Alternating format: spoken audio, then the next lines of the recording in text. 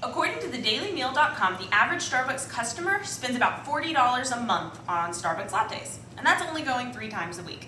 Hi, I'm Tia Martinez, and I'm going to teach you how to make a homemade Starbucks quality latte for a fraction of the cost.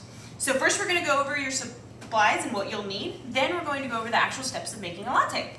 So first, what you're going to need is an espresso machine like this. Just a little one will do. You can pick one up at a secondhand store for about $15. You're also going to need a metal steaming pitcher. You can pick this up at Bed Bath & Beyond for $15 also. You need coffee ground to fine for espresso. You need milk and something with a rounded top to tamp your coffee.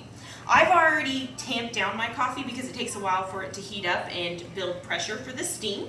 So that first step though is you're going to take your portafilter out, put about 4 heaping tablespoons full of your espresso coffee, and then you're going to take your rounded objects and pack your coffee down firmly in circular downward motions so that it's nice and packed.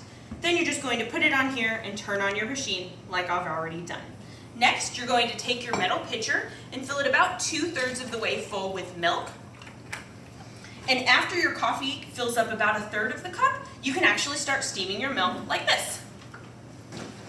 So first you're going to take your pitcher and you're going to put it all the way to the top of the steam wand. Push the knob and you'll hear that. Pull it down slowly until you hear that slurping noise like that. So the tip of your wand is just barely at the level of the milk, slurping occasionally but not all the time. Going to hold it there for about 5 or 6 seconds, up to 10 seconds, depending on how much foam you want.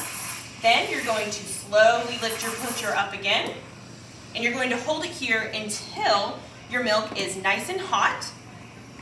You can just hold it here. A couple good pointers is you want an ice cold milk pitcher, so you can actually put it in the fridge with the milk in there. That's going to create some nice microfoam instead of really airy big foam. And you just hold it here. According to Starbucks.com, the perfect milk temperature is about 160 to 180. So if you have a thermometer and you want to stick it in there, that's actually a really good idea to get the exact temperature that you need.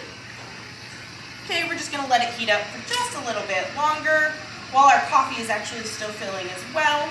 If you'd also like a syrup, you can add any flavor syrup you'd like. For about this size of a cup, you need a shot glass full.